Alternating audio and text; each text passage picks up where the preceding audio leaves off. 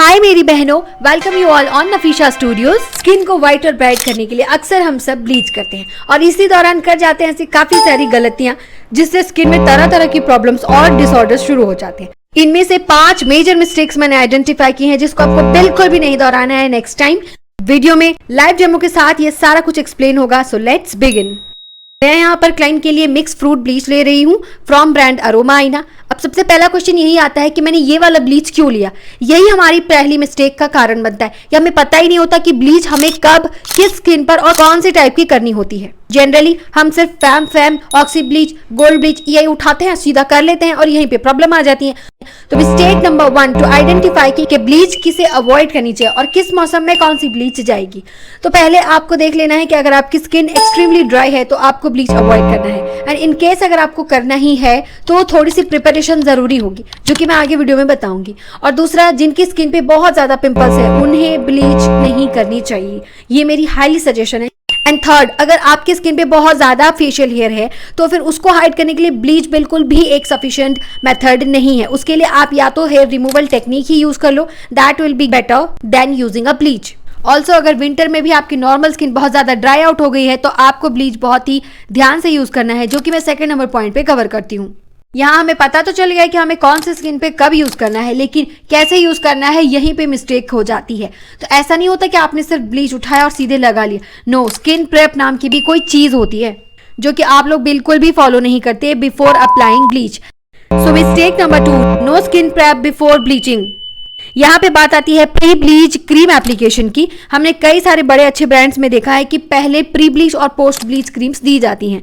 वो basically skin preparation के लिए ही दिया जाता है। सो फर्स्टली मैं अच्छे से क्लीन कर दूंगी फेस को विद अ स्पंज, और उसके बाद as a pre bleach cream I am using a facial cleanser here. ये एक क्रीम बेस्ड क्लेंजर है।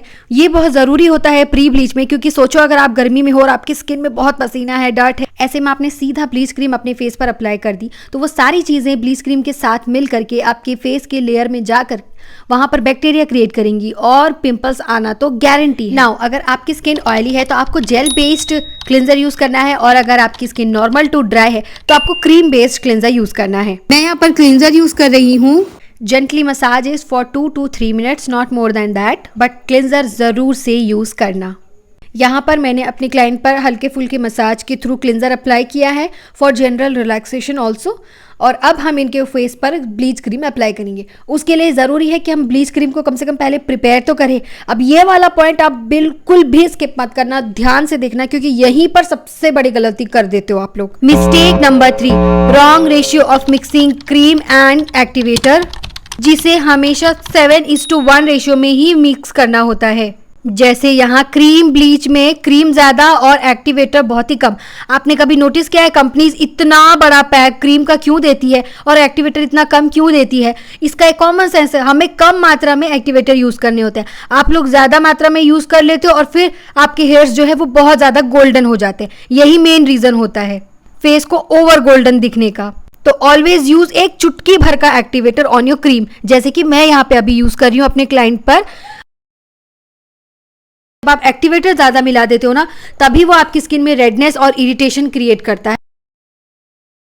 अब यहाँ पर आपको एक और चीज ध्यान में रखनी है, कई बार जो है एक्टिवेटर हम थोड़ी खुला रख देते हैं तो वो थोड़े से उसमें लम्स आ जाते हैं, पाउडर नहीं रहता, तो उसको आपको अच्छे से मिक्स करना है। कहीं पर भी अगर ब्लीच क्रीम में थोड़े से भी लम्स रह गए एक्टिवेटर के तो वो ज़्यादा इरिटेशन देगा जहाँ पे अप्लाई होगा। तो अच्छे से मिक्स करके 2 मिनट्स के लिए रेस्ट पर रखना ही रखना है, ठीक है। इसका क्या इफेक्ट अच्छा आता है कि जब आप थोड़ी देर रख देते हो ना तो जो थोड़ी सी क्रीम होती है वो बहुत ज़्यादा बढ़ के आ जाती है, जो अच्छी क्वालिटी की ब्लीच क्रीम होती है। जैसे कि आप देखो मैंने इसको रेस्ट पे रखा तो अब वो इतना फूल कर बड़ी हो जाएगी, अच्छे से स्मूथ एप्लीकेशन होगी। नाउ एप्लीकेशन में आप लोग क्या गलती करते हैं? Mistake number 4, wrong application process. यानी कि जिस एरिया में आपके बहुत ज्यादा हेयर होते हैं वहां पे आप लोग बहुत ज्यादा क्वांटिटी में ब्लीच लगा देते हैं और फिर वो हेयर्स जो है बहुत ओवर गोल्डन लगने लगते हैं।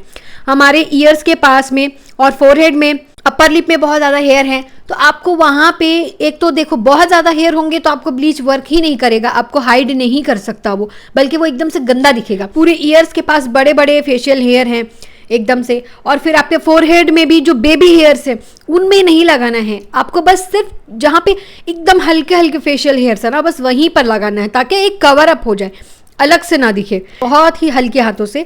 एंड चिन एरिया में जहाँ पे बिल्कुल ज़्यादा आपको ज़रूरत ही नहीं है वहाँ पे कम लगाएं, ताकि आपको आइज़ के पास ना, मैंने देखा है मेरी क्लाइंट्स के आंखों में आंसू आ जाते हैं ये ब्लीच के इफेक्ट से, क्योंकि वो जलता काफ़ी है। तो जिस एरिया में हेयर है वहीं पे आपको थिक लगाना है और जहाँ कम है वहाँ कम लगाना है बस। लास्ट पॉइंट बताने से पहले एक रिक्वेस्ट है कि अगर मेरी बताई हुई इन्फॉर्मेशन आपको ज़रा से भी यूज़फुल लगी हो तो चैनल को सब्सक्राइब कर लो, क्योंकि बहुत मेहनत लगती है आप लोगों तक ये वीडियोस पहुंचाने में। और अगर आप लोग लाइक या सब्सक्राइब चैनल को कमेंट करोगे तो हमें बहुत ज़्यादा अप्रिशिएशन मिलेगा to make more useful videos for you. यहाँ पे आपने नोटिस किया होगा कि मैं जैसे ही इनके फेस में से क्रीम निकाल रही हूँ तो वो डायरेक्टली नहीं बल्कि एमल्सीफाई कर कर ही ब्लीच क्रीम को निकालना है, क्योंकि पहले ही थोड़ी सी सेंसेशन हो गई और अगर हम डायरेक्टली निकालेंगे तो वो और बर्न कर सकता है, इसलिए एमल्सीफाई करके निकालोगे तो ईजिली रिमूव हो जाएगा। Fifth mistake, one of the most important thing again, कि आपको पता ही नहीं होता कि हमें ब्लीच एक्चुअल में रखना किस पर कितनी देर तक है। दैट मीन्स कि आपको अगर फेयर स्किन है तो कितनी देर रखना है, डार्क स्किन है तो कितना। तो always remember dark skin tone में सिर्फ और सिर्फ 7 to 10 मिनट्स तक ही रहेगा, एंड अगर फेयर स्किन टोन है तो वो 10 to 12 या फिर 13-15 तक भी जा सकता है, क्योंकि जितनी ज़्यादा देर ब्लीच रहेगा वो उतना ही ज़्यादा गोल्डन करेगा। तो आपकी फेयर स्किन है तो आप ज़्यादा टाइम तक रखोगे तो वो और गोल्डन से थोड़ा सा फिटिश इफेक्ट आएगा, और अगर डार्क स्किन टोन है तो कम देर ही रखना है। ये चीज़ हमेशा गलत काम करते हैं और आप लोग फिर रोते हो कि गोल्डन। मेरी क्लाइंट की बहुत ज़्यादा फेशियल हेयर नहीं थे और मीडियम स्किन टोन है, तो इसको मैंने अच्छे से फेशियल ब्लीच अप्लाई कर दिया और सिर्फ 10 मिनट्स तक ही रखा हुआ है। Now after removal of bleach cream, the last mistake number 6, वैसे तो मुझे 5th मिस्टेक तक ही बताना था, बट एज अ कॉम्प्लीमेंट मैं आपको एक और मिस्टेक जो बता दे रही हूँ, not using any post bleach after bleaching. ये सबसे बड़ी मिस्टेक होती है, ब्लीच करके खुश हो जाते हो और चले जाते हो। No, you have to use a post bleach. Generally अच्छी कंपनीज में ये पोस्ट ब्लीच क्रीम देती है, बट मेरे पास यहाँ पर फ्रूट ब्लीच में नहीं था, तो एज अ पोस्ट ब्लीच मैंने इनको मसाज दिया विद अ मसाज क्रीम, ताकि क्लाइंट को अच्छा फील हो। मसाज क्रीम इसलिए भी ज़रूरी है क्योंकि ब्लीच के बाद आपकी स्किन काफ़ी ज़्यादा ड्राई हो जाती है, तो ये मॉइस्चर प्रोवाइड करती है। और उसके बाद सबसे इम्पॉर्टेंट जो होता है वो है सन प्रोटेक्शन, जो कि मैंने अभी इनको यूज़ किया है।